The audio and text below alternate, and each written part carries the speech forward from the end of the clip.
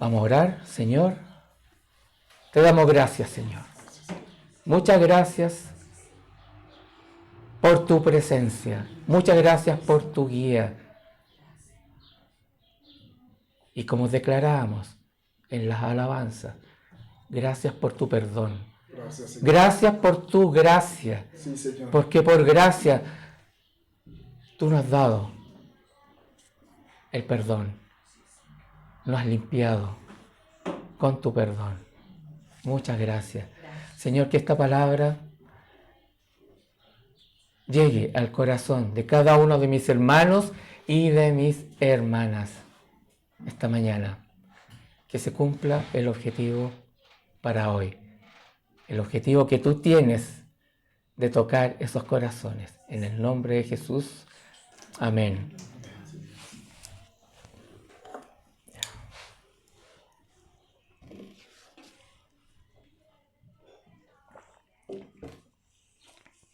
Vamos a hablar. Esta prédica lleva por nombre Bienaventurados los perdonados. Bienaventurados los perdonados. Vamos a hablar del perdón. De lo bienaventurados que somos cuando somos perdonados por Dios. En nuestra sociedad no es muy habitual esta palabra, bienaventurado, a lo más que se dice que la persona está feliz o muy contenta. ¿No es cierto? Pero la felicidad del mundo está condicionada a las circunstancias. Depende de las circunstancias, si yo estoy feliz, más feliz o menos. En cambio, en Cristo tenemos ese gozo que sobrepasa nuestro entendimiento. Es un gozo que está por sobre las circunstancias. A veces las circunstancias son adversas, pero el Señor nos da gozo para estar en medio de las dificultades. Así como lo hemos visto varias veces cuando oramos por nuestros hermanos perseguidos. A veces ellos están siendo duramente perseguidos en otros lugares. Aquí estamos en otra realidad. A veces cuesta entender eso, pero son hermanos que están llenos de gozo. Tiempo atrás veíamos, y no se me borra esa imagen, en Nigeria le habían quemado la iglesia con personas adentro, pero los que alcanzaron a escapar al otro día estaban en el mismo lugar, estaba todo humeando todavía, pero ahí estaban alabando al Señor. Con gozo. Entonces el gozo que el Señor nos da sobrepasa las circunstancias. El gozo de haber sido perdonado es un gozo que solo aquel que ha nacido de nuevo lo puede vivir, lo puede comprender. Aquel que se ha convertido a Cristo radicalmente puede estar con gozo. Fui perdonado de todo lo que... Fui perdonado ahí en la cruz.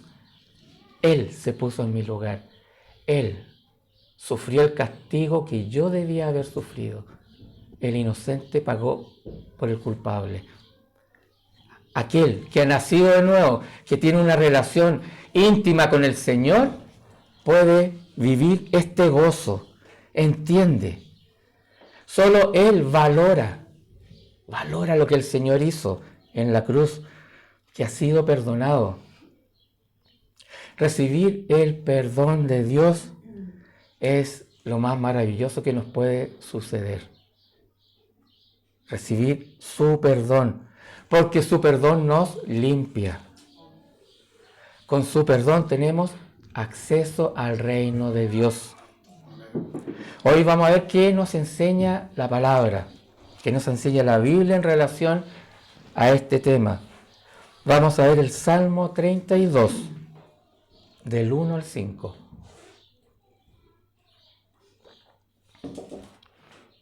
Vamos a ver los 5 primeros versículos nomás, porque es más largo el Salmo. Después ustedes lo pueden leer completo.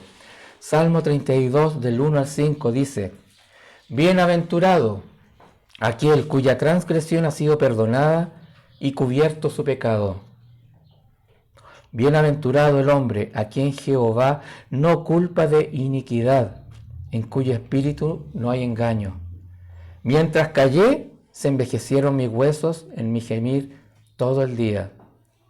Porque de día y de noche se agravó sobre mí tu mano. Se volvió mi verdor en sequedades de verano. Mi pecado te declaré y no encubrí mi iniquidad. Dije, confesaré mis transgresiones a Jehová, y tú perdonaste la maldad de mi pecado. Es bienaventurado aquel que ha sido perdonado. Es bienaventurado. Vamos a ver por qué es bienaventurado. Bueno, vamos a ver tres aspectos fundamentales de esta escritura. Primero, dichoso aquel que ha recibido el perdón de Dios. Es dichoso. Bienaventurado. Bienaventurado aquel cuya transgresión ha sido perdonada, cubierto su pecado. Bienaventurado el hombre a quien Jehová no culpa de iniquidad y en cuyo espíritu no hay engaño. ¡Cuán feliz! Dichoso. Bienaventurado. Eso significa en la palabra griega, echer. La palabra griega que significa bienaventurado, gozoso, dichoso. ¡Cuán feliz! ¡Cuán feliz la persona que ha sido perdonada por Dios! Dichoso, bienaventurado aquel que Dios no culpa de iniquidad.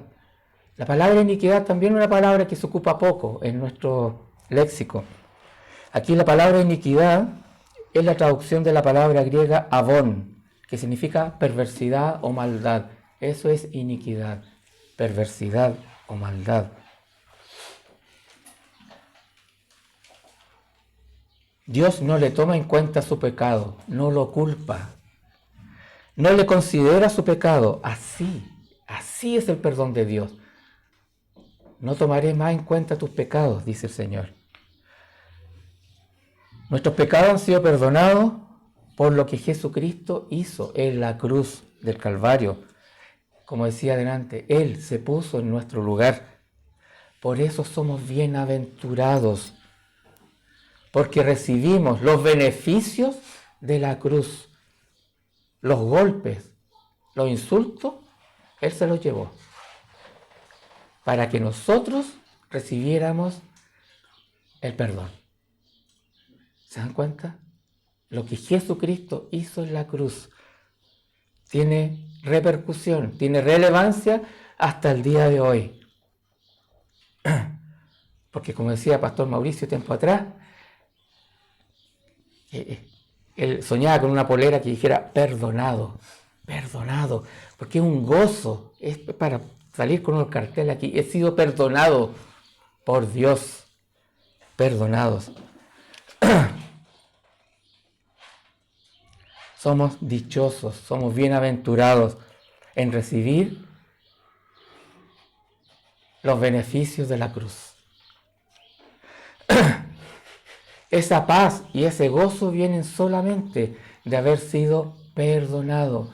Cuando tenemos esa paz, como decía adelante, o ese gozo, que a veces las circunstancias pueden ser adversas, pero tenemos paz, tenemos gozo, estamos tranquilos. Y a veces hasta personas nos dicen, oye, ¿por qué estás tan tranquilo en estas circunstancias? Si todo el mundo debiera estar histérico a veces. Pero el Señor nos da paz, nos da gozo. Por gracia, como cantábamos delante. Eso es por gracia. Un regalo inmerecido. Recibimos algo que no merecíamos. Recibimos la vida eterna. Merecíamos la muerte eterna.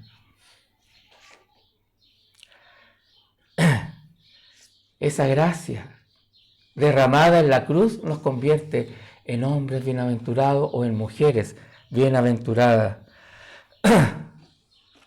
¿Cuántos hemos experimentado la dicha de ser perdonados por Dios? Y estamos en esa categoría de bienaventurados. En el antiguo pacto, ningún animal inocente podía cubrir nuestros pecados.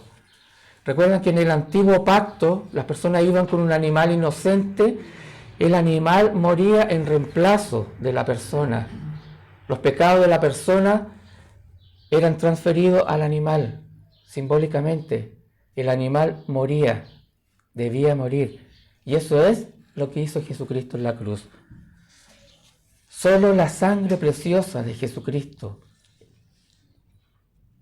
del Cordero perfecto, así como dijo Juan el Bautista, el Cordero que quita el pecado del mundo.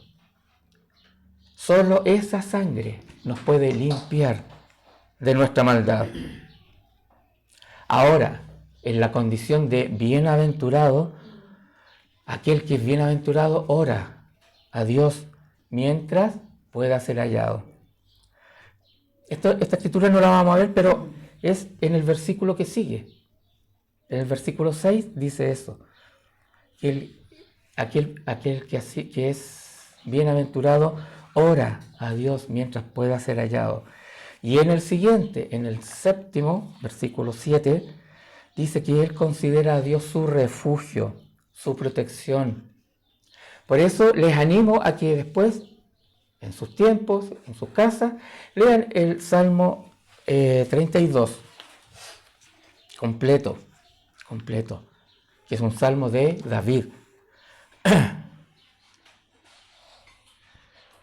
Y en este tiempo debemos orar más que nunca. Así como dice el versículo 6, que él oraba mientras Dios pueda ser hallado. Debemos orar más que nunca por aquellos que no lo conocen, por los matrimonios, por nuestra nación, por nuestro crecimiento personal. Hay harto por qué orar. Oremos para que el Señor proteja al cuerpo de Cristo. Guarde esta iglesia. El segundo punto que vamos a ver las consecuencias de ocultar el pecado. Las consecuencias de ocultar el pecado. En los versículos 3 y 4 del Salmo 32 dice: mientras callé, se envejecieron mis huesos en mi gemir todo el día, porque de día y de noche se agravó sobre mí tu mano, la mano del Señor. Se volvió mi verdor en sequedades de verano. El salmista, aquí el rey David, está escribiendo, guiado por el Espíritu Santo, dice: mientras callé, se envejecieron mis huesos. O sea, se fueron debilitando. Él se fue debilitando físicamente. Las consecuencias de nuestro pecado se hacen notar en todo nuestro ser. Cambia la mirada, tiene repercusiones hasta en lo físico, como dice él. Nuestro cuerpo se resiente, se debilita, como el calor intenso del verano. Aquí nosotros en Lampa sabemos cuando hace calor, 38 grados, y que el calor intenso puede volver todo en sequedales.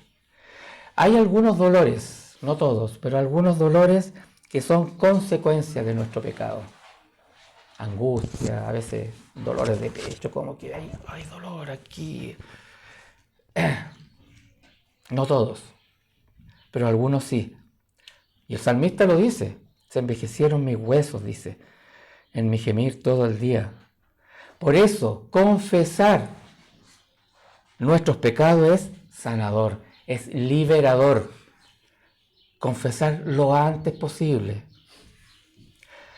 Callar nuestros pecados, ocultarlos o hacer como si nada ha pasado, que es una actitud muy típica en nuestra sociedad, hacer como que nada ha pasado para tapar el pecado, es la misma actitud que tuvieron nuestros primeros padres.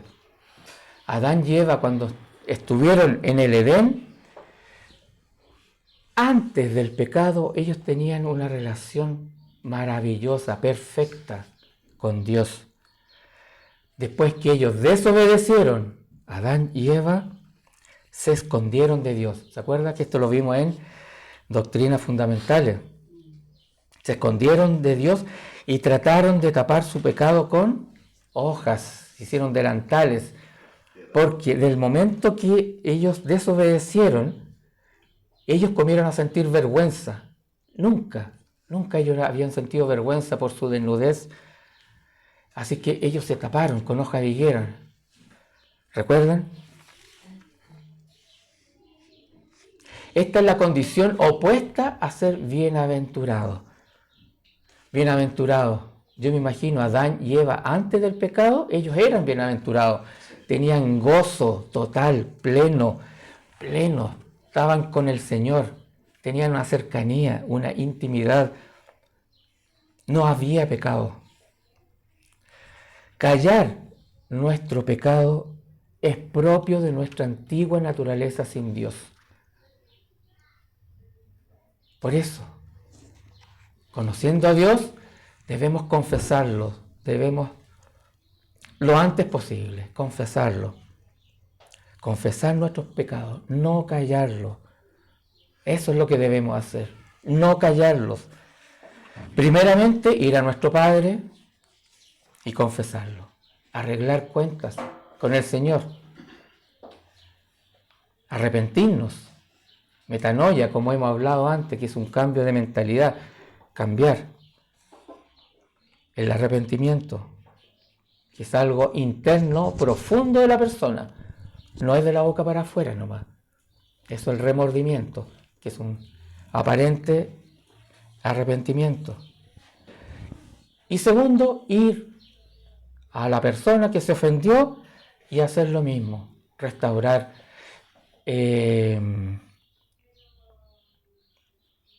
¿Cómo se llama? Pedir perdón. Pedir perdón, y si hay que restaurar la relación. ¿Por qué? Porque el pecado nos separa de Dios. Nuestro verdor, dice lo que acabamos de leer en la Escritura, se convierte en sequedad. O sea, seco. La persona con pecado oculto, no confesado, es como estar seco por dentro. Ya no está junto a aguas de reposo, como dice otro salmo. Junto a aguas de reposo me pastoreará. Confesar nuestros pecados siempre, nunca callarlos. Las consecuencias del pecado, como vimos tiempo atrás, son nefastas. Hay consecuencias nefastas. No dejemos que el pecado haga lo suyo en nosotros. No le demos cabida al pecado que haga estragos en nuestra vida. La solución es hablarlo, es confesarlo. No taparlo como esa hoja de higuera. Muchas veces esa misma actitud que tuvieron Adán y Eva de hacer la hoja de higuera, la tenemos nosotros ahora. Al callarnos, al taparlo, a veces con otras actitudes, hacer como que todo estuviera bien. Esas son nuestras hojas de higuera en el 2025. Con nuestros propios esfuerzos no conseguiremos borrar las consecuencias de nuestro pecado. Solo es posible borrar nuestras rebeliones con la sangre de Jesucristo. Solamente en la sangre de Jesucristo. Y el tercer punto que vamos a ver, declarar nuestros pecados a Dios.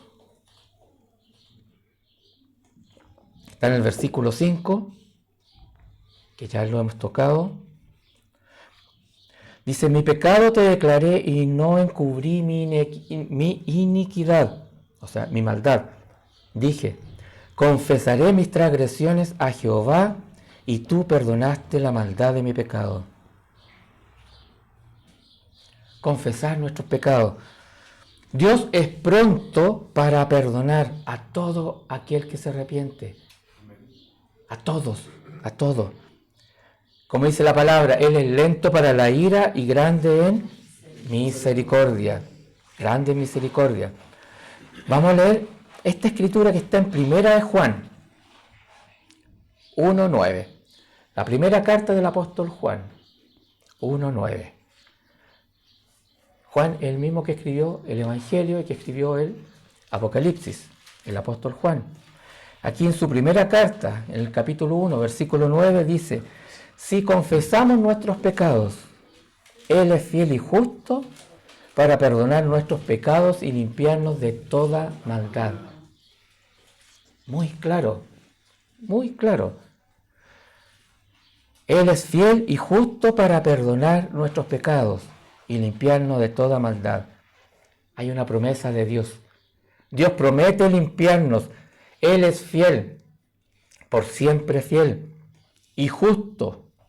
Esa es la promesa. Pero esa promesa se cumple solo si se da la condición que está antes, si confesamos nuestros pecados. Eso nos compete a nosotros. La última parte la hace Dios. Él nos limpia. Él es fiel y justo para perdonar nuestros pecados y limpiarnos de toda maldad. Pero a nosotros, ¿qué nos compete? Confesar nuestros pecados. Y el confesar implica arrepentimiento. El resto lo hace el Señor. Debemos tomar la misma actitud del hijo pródigo, que se arrepiente y se vuelve donde su padre. Esto está en Lucas capítulo 15, versículo 18. Esta es una de las parábolas más conocidas de la Biblia. Dice el versículo 18: me levantaré e iré a mi padre. Aquí está hablando el hijo pródigo. Y le diré: Padre, he pecado contra el cielo y contra ti. Para hacer un pequeño resumen de la parábola, aquí había un padre de familia que tenía 2 hijos. Y en ese entonces era el mayor el que recibía la herencia, y cuando ya lo recibía la herencia, ahí el segundo hijo, el menor, podía pedir su herencia. Esa era la costumbre del pueblo de Israel. Pero aquí el menor dijo: Padre, dame la herencia. Él se quería ir, el papá no se lo negó, le dio la herencia antes del hijo mayor, pasó por encima de la tradición, de lo establecido. El padre le da la herencia y el hijo menor se va, y dice la palabra que vivió perdidamente. O sea, es como decir ahora, se fue y malgastó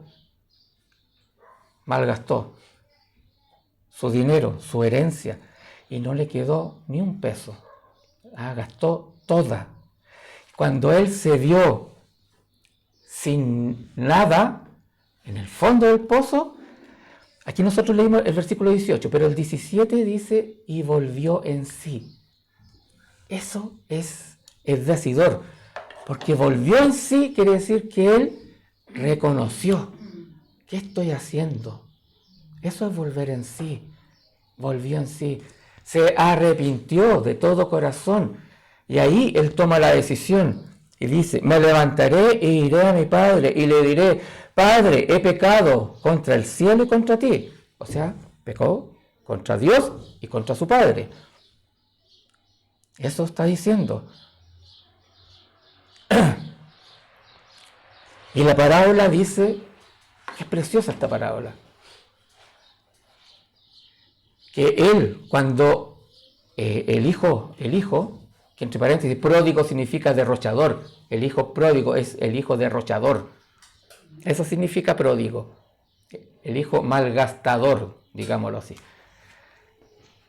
Cuando él iba de vuelta a la casa de su padre, dice que la parábola, que el padre estaba en la puerta de su casa, estaba esperando al hijo. O sea, yo creo que el padre estaba todos los días esperando y miraba: ¿dónde vendrá? ¿Dónde vendrá? ¿Dónde vendrá mi hijo? Dice que cuando lo vio a lo lejos, el padre salió corriendo a encontrar a su hijo, lo abrazó y se colgó a su cuello. Y la palabra dice que él no le reprochó nada. Le puso un calzado, porque venía descalzo, le puso un anillo y le dio ropa nueva. E hizo fiesta. Fiesta porque su hijo estaba de vuelta. Por eso. Él volvió en sí, o sea, tuvo convicción de pecado. Eso es lo que hace el Espíritu Santo. Cuando el Espíritu Santo habla a lo más interno de la persona. Lo más interno nuestro es el Espíritu. Y dentro del Espíritu hay algo que se llama conciencia. Es el Espíritu de Dios hablando a nuestra conciencia.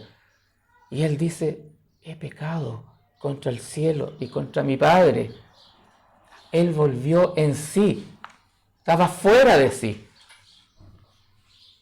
O sea, Él se dio cuenta de su pecado. ¿Se dio cuenta por los esfuerzos propios? No. Se dio cuenta por la acción del Espíritu Santo. El Espíritu Santo es como si nos mostrara en un espejo, este eres tú. Y nos dice, wow. Nos muestra nuestro pecado. ¿Para qué? Para que nos arrepintamos. Él se arrepintió de todo corazón y lo expresó con hechos concretos.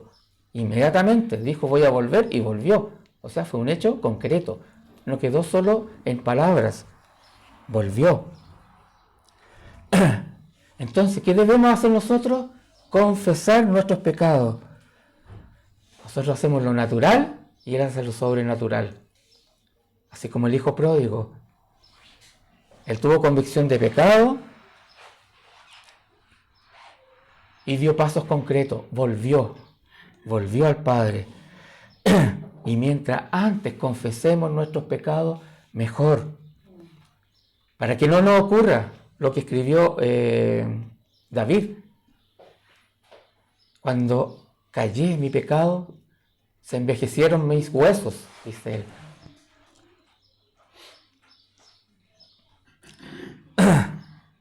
Así que mientras antes confesemos nuestros pecados, mejor. Porque antes nuestra relación con Dios se va a restablecer. Seamos sabios en confesar prontamente nuestros pecados. Confesarlos prontamente. Y así vamos a volver. Es como volver al Edén. Como volver al Edén antes que nuestros primeros padres pecaran. Volver a ese estado original. Tenemos un Dios fiel y justo, amados. Tenemos un Dios fiel y justo, que es pronto para perdonar nuestros pecados. Cuando somos perdonados, se restaura la relación con Dios. Hagamos lo natural y Dios va a hacer lo sobrenatural. Amén. Amén.